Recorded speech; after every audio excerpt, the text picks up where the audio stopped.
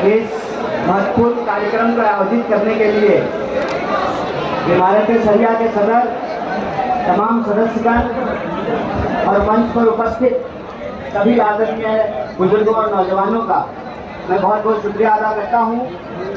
और मुझे मालूम है कि आप बहुत देर से बिहार के अलग अलग कोनों से, झारखंड, उड़ीसा और बंगाल के अलग अलग कोनों से यहाँ आए हैं, तो मैं आपका ज़्यादा वक्त नहीं लूँगा। मुझे 3 मिनट बोलने के लिए कहा गया, मुझे सिर्फ 3 बात कहनी है आपसे। पहली बात तो ये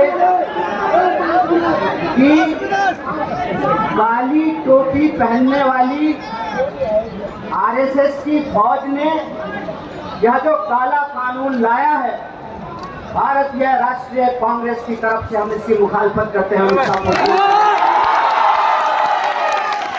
और दूसरी बात, ये हमारा यहाँ आना ये कोई सियासी कदम नहीं है।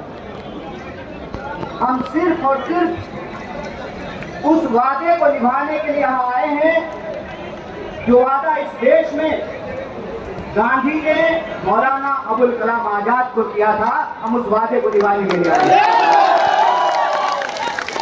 और वो वादा ये है कि गांधी कहते हैं, रघुपति राघव राजा राम, पतित पावन सीता राम, ईश्वर अल्लाह तेरो नाम, सबको सम्मति दे भगवान, हम सबकी सम्मति दे। और हम आपसे माफी मांगते हैं कि इस देश में सेकुलरिज्म को बचा के रखने की जिम्मेवारी हमारे कंधों पर थी। गांधी के देश में गोड से गद्दी पर बैठा है, इसके हम आपसे माफी मांगते हैं। लेकिन हम आपसे वादा करते हैं कि अगर इस मुल्क में एक बार फिर से राम प्रसाद बिस्मिल और अशफाक उल्लाह खान की दोस्ती कायम होगी तो हम इनको जरूर हराएंगे।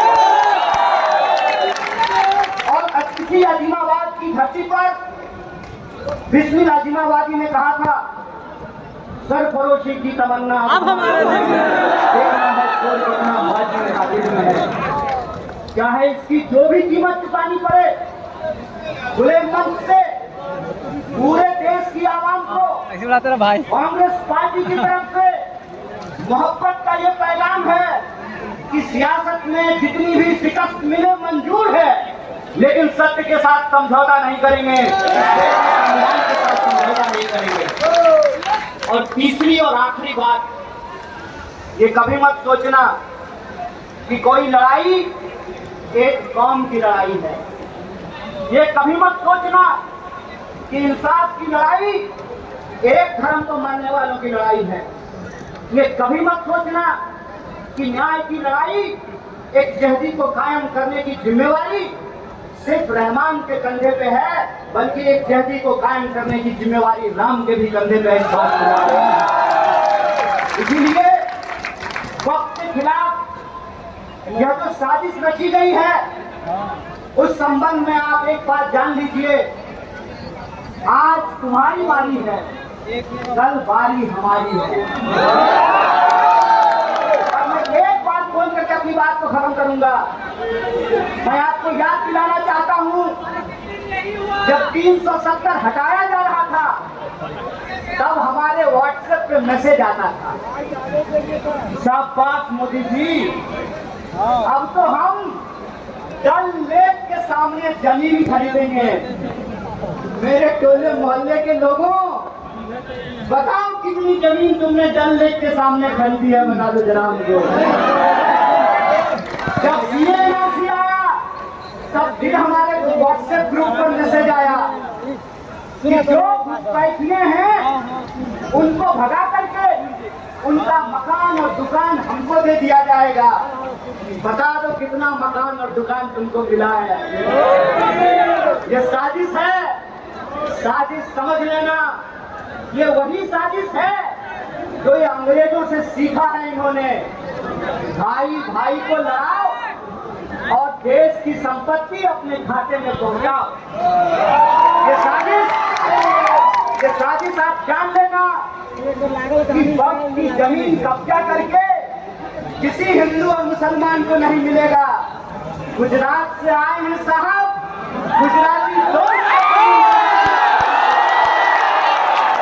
अगर किसी को लगता है कि ये जमीन कब्जा करके आपको मिलेगा, तो एक बात बता दीजिए, जब देश के आदिवासी अपने जल जंगल जमीन के लिए लड़ रहे हैं, तब देश की महामहिम आदिवासी है। जब दलितों के खिलाफ एक बड़ा साजिश रचा गया, SC/ST कानून को खत्म करने की साजिश की गई, तब देश के महामहिम एक दलित थे। और आज जब यह कहा जा रहा है कि वक्त को खत्म करना जरूरी है क्योंकि गरीब मुसलमानों को जमीन मिलेगी, तो याद रखना, ये वो सियासत है, ये वो सरकार है जो आपको आपके छत पर नमाज पढ़ने नहीं दे रहा है, आपको जमीन दे रहा है। अरे इनका तो बस एक ही कहना है, राम नाम जपना, पराया माल खाना। ये तो समझ जाइए। इसीलिए यहाँ जो लोग खड़े हैं, मैं उनको बताने समझाने के लिए नहीं आया हूँ। मेरी आवाज जहाँ तक पहुँच रही है, मैं बिहार के आवाम को, देश को यह बताने आया हूँ, दूसरे के तकलीफ में हंसने की संस्कृति भारतीय होने की संस्कृति नहीं है, ये भारत का इतिहास नहीं है। भारत की संस्कृति ये है कि हम अपने धर्म की इज्जत करते हैं और दूसरे के धर्म का भी सम्मान करते हैं। ये भारतीय होने का मतलब होता है।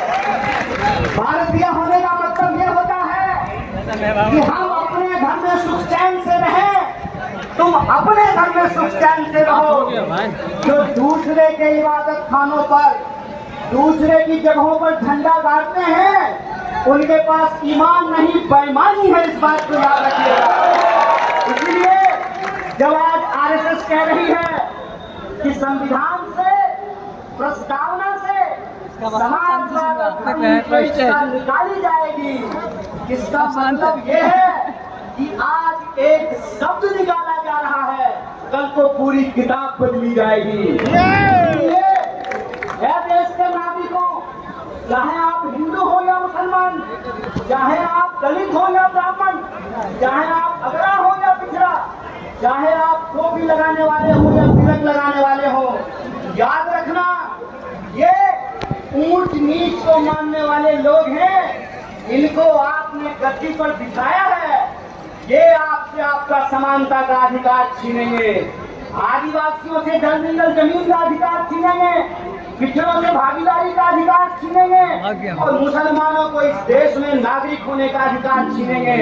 इसीलिए लड़ाई एक कौम की लड़ाई नहीं है, पूरे हिंदुस्तान को बचाने की लड़ाई है और इस लड़ाई में हम सब एकजुट हैं। बोलिए एक ही नहीं है। तो आप हमारे साथ एक नारे को बुलंद कीजिए, उसके बाद हम अपनी बात को खत्म करेंगे। इस काले कानून के खिलाफ हमारी एक जहदी प्रदर्शित होनी चाहिए। अशफाकुल्लाह खान और राम प्रसाद बिस्मिल की दोस्ती कायम होनी चाहिए। तो आप हमारे साथ आवाज को बुलंद कीजिए, आवाज दो, आवाज दो, लड़ेंगे। बहुत बहुत शुक्रिया, बहुत बहुत धन्यवाद।